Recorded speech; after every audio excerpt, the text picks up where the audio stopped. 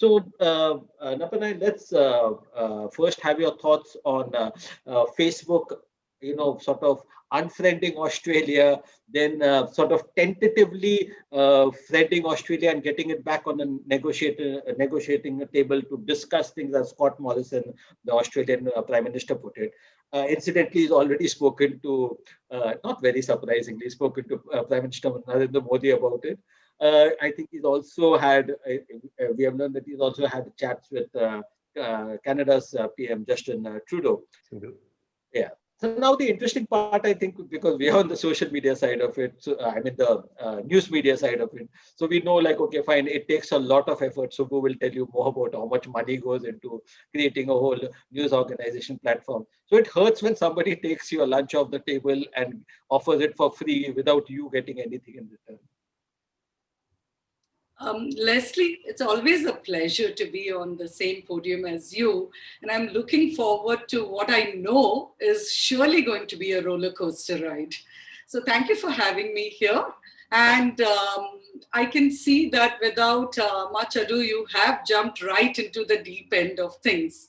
So, everybody assumes that the narrative, whenever it comes to social media and government, social media and now news, media or legacy media, everyone assumes that it's a black and white narrative. So on one hand, you will have people speaking about how the entire Australian law is predicated on a big industry mogul lobbying for something, right? On the other hand, you will have the naysayers on the other side who would tell you that the social media giants are the big bad wolves and therefore we need to protect ourselves from them. But narratives are never so clear, right? So black and white as they seem. So when we talk about this fracas, it's actually quite simple. One, when you narrow it down to the perspective, which is what you just mentioned about what is it, and as all of us know, so I don't even have to go into basics, but just to clarify there, news per se does not carry any ownership right. It's the presentation of that news that carries a copyright. So where there is a copyright violation, then you already have your remedies in law, right? Where, however, the situation then blurs, and that's the situation we are in now in terms of whether sharing of certain kinds of content on social media amounts to that copyright violation or not. Absolutely. And therefore, consequently, should there be a gain to the news media channel consequent to the social media platform benefiting from this sharing? That really becomes the crux of it. It does not matter whether a big conglomerate or a small startup question the right of social media to do this. It also does not matter if social media believes whether a law is valid or not. But the one thing which they really have to get in mind, and in fact, interestingly, I wrote about these syndromes in 2019 and it was published in 2020, early 2020, in Nani Palkiwala's Festschrift, where I titled my piece on rethinking social media through prisms of democracy, liberty, and victim rights. But the first construct, and I split the article into two, the first construct I discussed was social media as a sovereign. And now you know where I'm going with this piece of information. Sue loves that word. Yeah. It is the old government of Google. We are back. Yes. It's not just about Google, Facebook, WhatsApp, etc. Yeah. Everybody, where there are certain delusions in terms of what are their rights or entitlements. So the first part, therefore, I dissected whether they could amount to a sovereign. And the long story short, for the long story, you have to read the article. But the long story short, I pointed out how ultimately You may claim citizenry, you may claim a lot of things, including your own currency also, which is what they're trying to do with the cryptocurrency regime.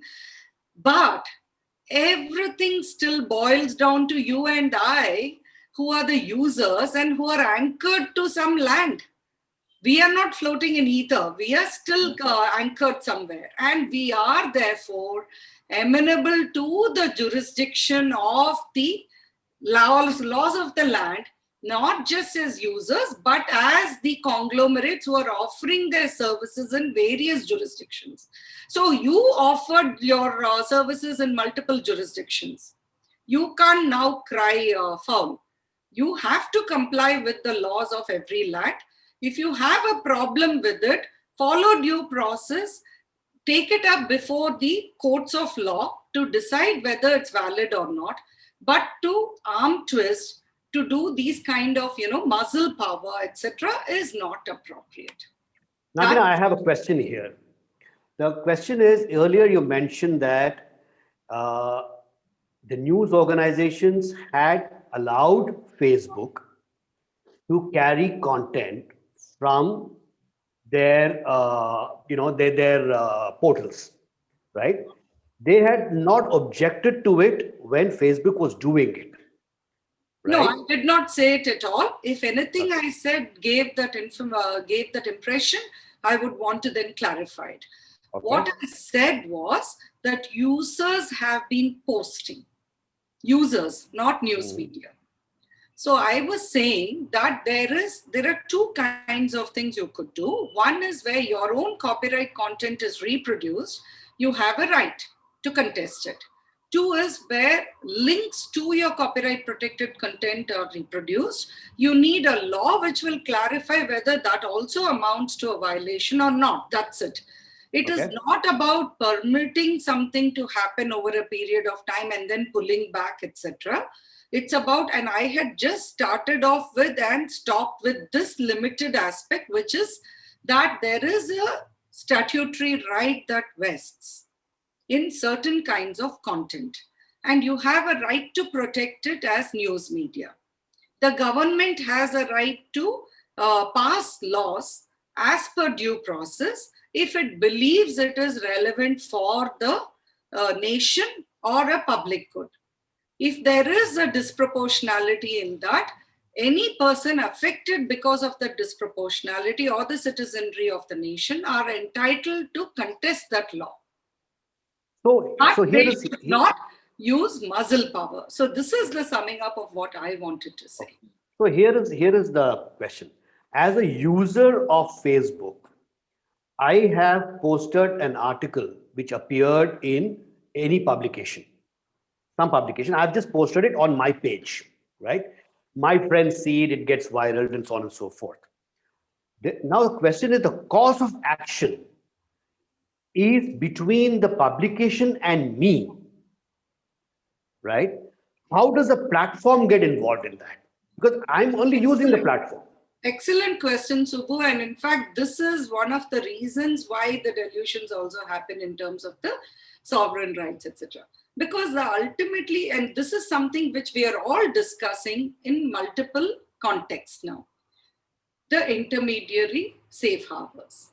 Because, Yes, as you rightly pointed out, the issue here is a user is uploading something. So the platform cannot be held liable for what a user does. correct. The issue here, therefore, is not about prosecuting the platform because the platform has a safe harbor protection. Or simply put, whenever something is shared by a third party on a social media platform, the social media platform cannot be held liable for violation of other person's rights, right? Unless they consciously promote something. Right? Right. They have to have affirmative action for them to be held liable. So Yes. therefore, the issue now was not a copyright issue from the Australian law perspective, but of an economic value. Yes. Exactly. So that is exactly where I was coming to. Now, let's assume that millions of people are taking articles from millions of publications and posting it amongst their friends. It's viraling, right? And a brand comes and gives money to Facebook to appear on the top where my friends are reading that article, right? Now, obviously, Facebook is making money on it, no question about it, right? Now, in this case, Facebook as a platform is making money because people like me are going and consuming that content or are staying on that page, correct? Why should, from a purely legal perspective, I can understand the economics of it, I can understand the politics of it, all right? But from a purely legal perspective, why is it that Facebook should be made liable to share that money with the creators of the content when all that Facebook is doing is allowing me and millions of users to put that content and consume that content? Precisely why I mentioned earlier itself the public good concept. Because if you look at a few provisions, even under the Copyright Act, it is not just about making copyright content available to public. So that is the bottom line in terms of copyright laws.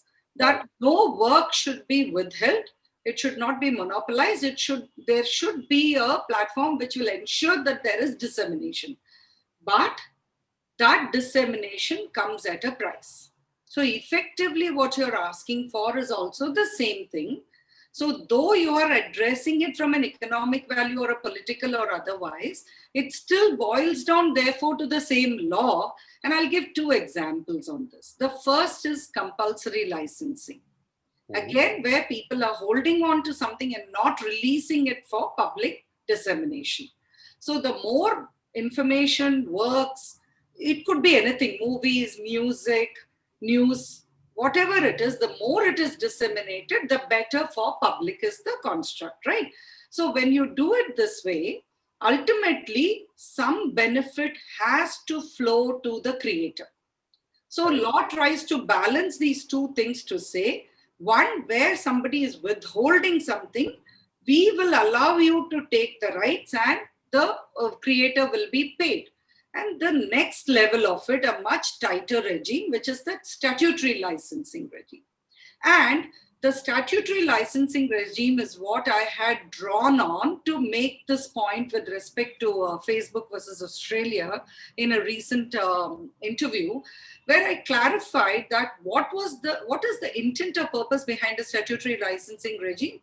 It is beyond even compulsory licensing. Because where a government may feel, and if you look at even 31D for India, at that point of time, India felt that it needed to buttress the radio and television channels. At that point of time, it was dealing with predominantly local channels, government enabled channels, etc., right? So when you have a plethora of channels which are just startups and you want to give it support, and you bring in a law which allows for a level playing platform. And therefore, the law was brought in to say that you have to provide all your content and there will be a statutory fee that would be fixed by the board, right? So this is how the concept of copyright and public good from two angles. One is for their access to this kind of content and also for payment to the creator came in. So in a similar fashion, today, if a government feels that news media requires this kind of support and they feel that this is actually beneficial for public good because a social media platform allows for a wider range of dissemination, but we still have to protect the economic value and the creator rights of the person who has put in their work, in this, because it's not just sweat of brow theory now. It is also the creativity angle on it. I see there are a lot of important points are made out here. The reason I'm interjecting is because I know this will get into a very, very detailed kind of explanation. And I know Subbu is going to ask all about, I think he'll clarify everything about his law practice and I was also beginning to feel like a lecturer right now in law. My fun, I'm playing a little devil's advocate and a bit of a contrarian here. My view is not my view, but one of the views that I do have is that if I'm a private company, I have a platform. Millions of users are coming and putting stuff, right? And I'm making money purveying that my inventory. Okay, I'm only giving my inventory, right? Now somebody comes in, and this has been going on for many years. Suddenly the news guys believe that, oh, okay, this guy, I'm making a lot of money, and they're not losing money, but I'm making a lot of money. Okay. Then they petition the government and they say, no, no, we should also get that money. I should, as a private individual, private entity, have the right to say, great, I don't want to share the money with you, but you know what I'm going to do? I'm going to not carry anything from you, right? I will not allow you inside. I will not make that money, no problem. But I'll be damned if I'm going to give my money to you, or simply because some user somewhere or millions of users somewhere have decided to post that content. Why should I be blamed? Why should my monies go away just because my users are using your content? So as I'm Absolutely. not I arm know. twisting. Just to simplify your point, you're just asking what was wrong with Facebook blocking the news. Correct. Exactly. Absolutely. They were well within their right to do that Yeah. too. So, in fact, if you look at how things have changed in just a few days, on one hand, there was a little bit of a global furor that a social media platform is flexing his muscles and trying to do one-upmanship against a government. So, all Correct. governments, and not just the government which is threatened, but all governments started feeling threatened. But then, within just a few days, already you're seeing a pullback, not because there has been a change of mind, but because the narrative changed to show that people may no longer want Facebook as the platform for sharing Yeah, of news. So exactly. if you look at yesterday's news, it says, oh, Facebook now wants to offer it again. Will we then say, thank you, but no thank you? Yeah, Exactly. I don't think that's going to happen in any hurry. But as of now, let's restrict, because I think even in India we had a daily hunt, we had in shorts. I think they should charge. They should pay the news media, the content creators, basically. I think something anywhere between 5 or 7 lakhs or something, and then they reduce the amount. Then people moved off the platform. So I think economics is going to take precedence I at some just point want to in time. clarify this one thing, Leslie, that we cannot also take away this kind of autonomy, a corporate autonomy, save and except by a law which can be constitutionally sustained. You know, True. so And we have to constitution be sure and of that, constitutional challenge. because otherwise we are kind of, it's a slippery slope, right? We'll Exactly. otherwise move back to a license Raj, and I don't think any of us want that Yeah, happening. and also, from a content creation point of view, you would want to be discovered on the internet, else you'll just not be discovered. So the point is, if the algorithms don't work, I mean, in all fairness, these guys have invested a lot in the algorithms. So I think that Wire Media is sitting across the table, and I think Facebook and Google will have to. It's an eyeball to eyeball. It's a question of who blinks first. Correct. You know? And according to a 2020 FICCI EY report, this is just for our viewers, that there were 300 million users of online news sites, portal, and aggregators in India, making up approximately 46% of internet users and 77% of smartphone users in India at the end of 2019. This is that FICCI EY report. 282 million unique visitors. So India becomes the second largest online news consuming nation after China. And this is the reason why this issue is so important. And if you look at the digital advertising spends in India in 2019, they grew 24% to YOY, touching 27,900 crore. And this is expected to grow to 51,340 crore by 2022. So this is the reason why why we are discussing this topic.